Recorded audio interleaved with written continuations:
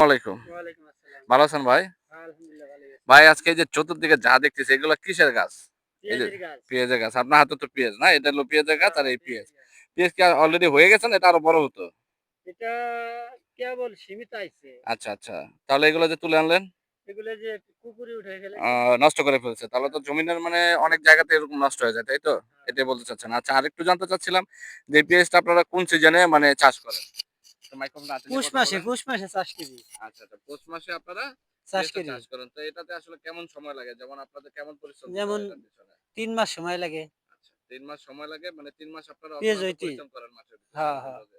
আচ্ছা এই ৩ মাস পরে এই পেঁয়াজ আপনারা তুলেন। তুলি। ৩ মাস পরে তুলি। আচ্ছা ৩ মাস পরে তোলার পরে এটাকে বাজারে আপনারা বিক্রি করেন। আসলে হ্যাঁ, এই ন্যায্য বিক্রি পাওনাটা করি। পান আপনারা এই যে ৩ মাস?